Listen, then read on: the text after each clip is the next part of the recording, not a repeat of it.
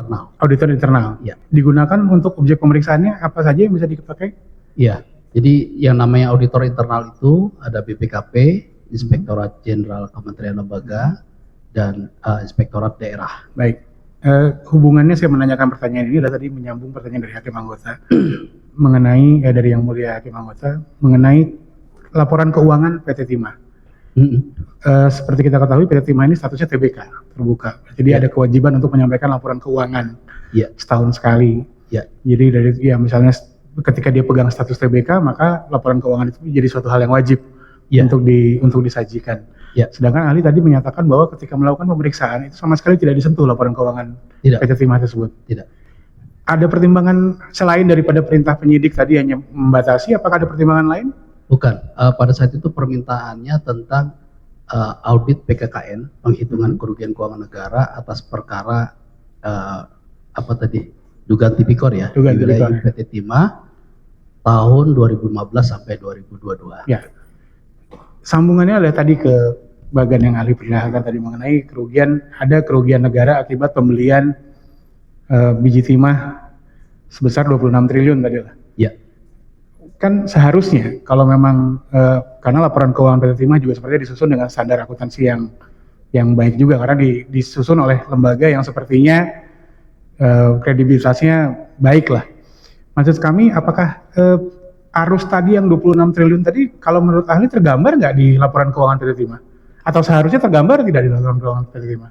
Iya, pembayar tadi tergambar di arus kas, terus kemudian di dalam waktu kami melihat laporan keuangan PT Timah itu pada saat beberapa tahun berjalan itu PT Timah juga adanya pinjaman-pinjaman kredit modal kerja gitu ya. Jadi salah satunya dibiayai dari kredit modal kerja yang diterima. Tapi kredit modal kerja tadi apakah digunakan tadi untuk pembelian atau ahli bisa mengkorelasikan bahwa kredit modal kerja yang diambil tadi digunakan untuk pembelian itu atau bagaimana? Tidak, kami hanya mengecek dari berapa yang dibayar. Berapa yang dibayarkan? Dibayarkan kepada?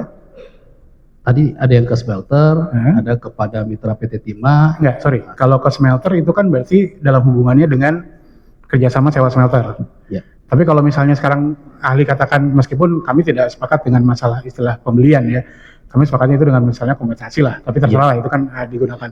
Maksudnya dari kompensasi biji timah yang tadi 26 triliun tadi, itu arusnya dari mana uangnya? Apakah dari PT Timah dibayarkan ke CV berdasarkan SPK atau dari PT Timah dibayarkan langsung kepada si yang ahli bilang tadi penambang-penambang ilegal meskipun diizinkan oleh PT Timah gitu? Kebetulan kalau yang melihat langsung dokumen sumber itu tim saya, tapi yang pemahaman yang saya ketahui bahwa kepada mitra PT Timah itu dibayarkan ke CV mitra Timahnya. Jadi diakumulasi dapatlah 26 triliun tadi. Iya. Tapi untuk dokumen-dokumennya ahli nggak melihat langsung, itu tim ahli yang meriksa. Iya, tim yang melihat. Okay. Baik. Nah, kemudian saya beralih ke masalah HPP tadi. Apa? HPP. Oke. HPP tadi kan yang ahli periksa itu HPP yang dari PT Timah lah, smelter PT Timah. Itu HPP-nya itu hanya berdasarkan dari data-data satu di smelter di Unmet saja, atau sudah digabungkan dengan laporan keuangan keseluruhan secara konsolidasi?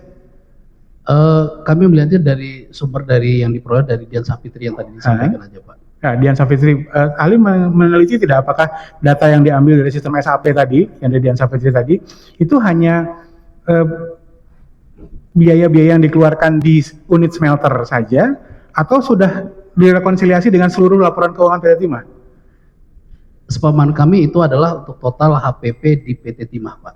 Di PT Timah? Terkait apakah seluruhnya kami tidak tahu. Jadi ahli tidak tahu apakah itu sudah direkonsiliasi misalnya. Kan kalau di Unmet itu misalnya pegawainya cuma 100, tapi ini pegawai PT Timah kan ada 4.000 lah misalnya.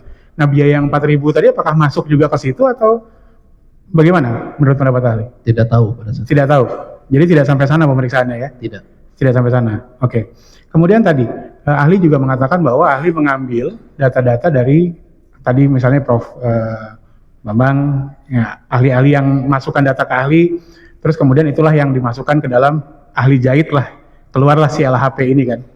Nah, kalau misalnya ada angka yang berubah dari hasil laporan ahli-ahli tadi, apakah kemudian nanti penghitungan ahli juga harusnya berubah?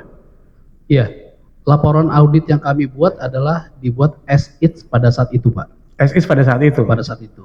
Nah, adapun ada perubahan dan segala macam, itu nanti biar nanti putusan dari majelis hakim aja untuk menilai apakah perubahan itu bisa dilakukan perubahan atau tidak. Tapi bagi kami, laporan yang sudah kami terbitkan adalah as is data yang kami terima pada saat itu. Ya, jadi kalau misalnya di persidangan, contoh tadi misalnya ada angka yang berubah dari 154 jadi 152, itu berarti harusnya laporannya juga, atau sudah disclaimer bahwa ya sudah, ahli yang ditujukan nanti majelis yang akan menilai gitu. Ya, itulah kenapa kami menghitung kerugian, Pak.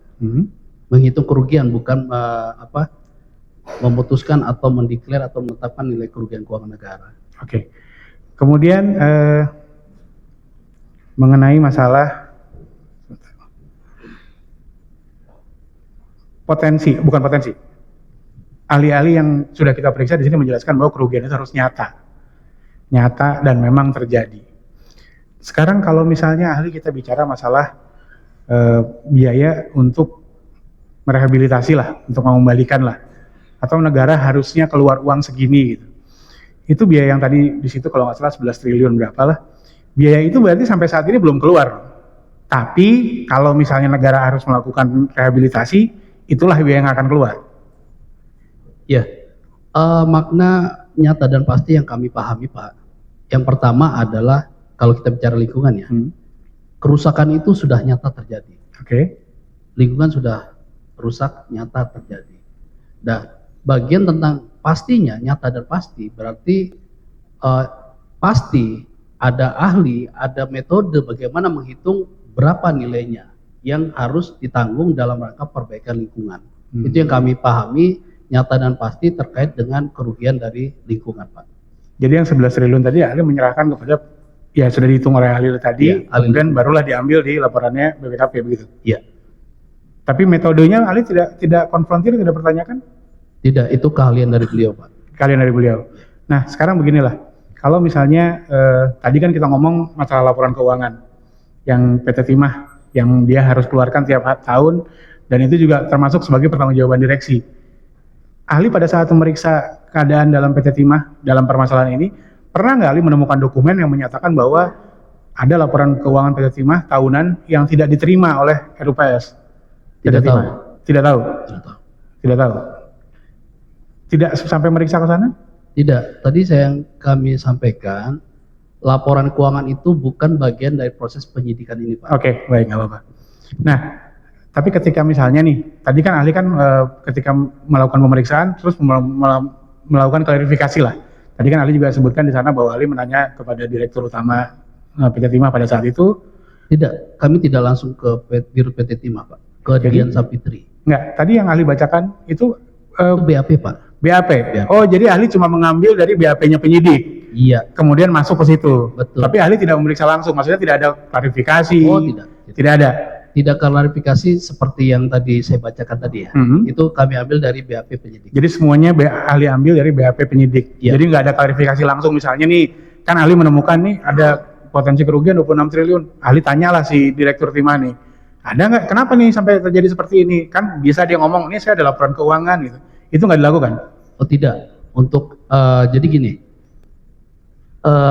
konfirmasi itu adalah salah satu teknik audit, Pak. Salah satu teknik audit. Nah, dari beberapa teknik audit yang kami lakukan di sini adanya documentation. Documentation itu dokumen-dokumen yang kami peroleh dari penyidik. Kemudian juga kita ada observasi, kemudian juga kita lakukan hitung uji. Jadi adapun terkait dengan klarifikasi kepada pihak tertentu itu bukan suatu keharusan bagi kami. Manakala bahwa bukti audit itu sudah terpenuhi 4 hal, yaitu kecukupan, relevan, andal, dan bermanfaat sebagaimana dalam pedoman yang kami pegang. Berarti ahli betul-betul hanya menyandarkan kepada berita acara yang sudah diserahkan penyidik ya? Salah satunya. Salah satunya, tidak ada klarifikasi langsung? Iya. Baik, selanjutnya mengenai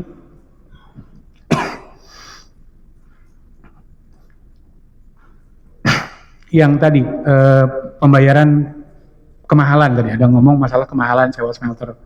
Nah, untuk masalah kemahalan ini apakah ahli juga melakukan perbandingan, misalnya perbandingan dengan siapa tahu sewa smelter di tempat yang lain gitu, seperti itu ada nggak diuji seperti itu ya? Tidak. Tidak ada. Tidak. Jadi memang betul-betul data yang disampaikan. Ya. Oke, sekarang ini tadi pertanyaan yang sebetulnya harus ditanyakan di awal tadi, masalah reklamasi ahli. Kan tadi ahli cerita masalah jaminan reklamasi. Jadi kalau perusahaan tambang akan melaksanakan kegiatan tambang, supaya dia nanti melakukan reklamasi, dia harus nyetor jaminan reklamasi. Jaminan reklamasi tadi baru bisa dicairkan kalau reklamasi sudah dilaksanakan. Kalau reklamasi tidak dilaksanakan, ahli tahu nggak?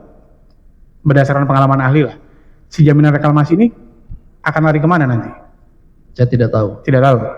Kalau jumlah penentuan jaminan reklamasi? Tidak tahu.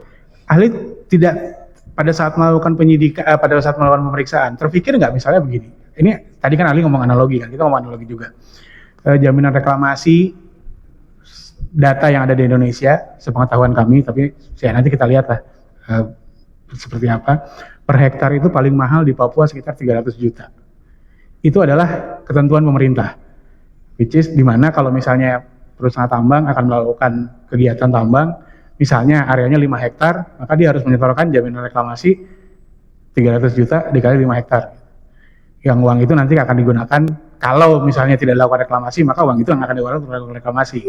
Nah, maksud saya, apakah tidak itu dipakai perbandingan? Ketika tiba-tiba ada sekarang 100 untuk misalnya 150.000 hektar, itu jumlahnya jadi 11 triliun. Gitu. Itu ada perbandingan yang ahli lakukan nggak? Kenapa kok bisa beda gitu? Sedangkan ketentuan yang dilakukan di pemerintah sendiri itu jumlahnya ya 200-300 juta, tergantung provinsi, tergantung pulau gitu. Kenapa kok tiba-tiba untuk pemulihan ini jauh angkanya dari situ? Gitu? Secara teknis nggak tahu, Pak.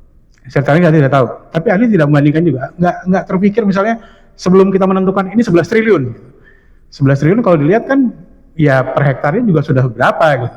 Dibandingkan dengan aturan yang berlaku saat ini gitu. Atau jangan-jangan aturannya salah, harus dirubah supaya ngejar ke tadi, biar supaya fairness lah. Semua orang yang semua orang yang beraktivitas itu ya kalau reklamasi ya nilainya angkanya segini gitu. Nggak tiba-tiba kok jadi beda sendiri gitu. Apa tidak lakukan pendalaman ke arah sana? Tidak. Enggak ya? Dilanjutkan ya Mulia. Baik, Ali, saya lanjutkan. Baik.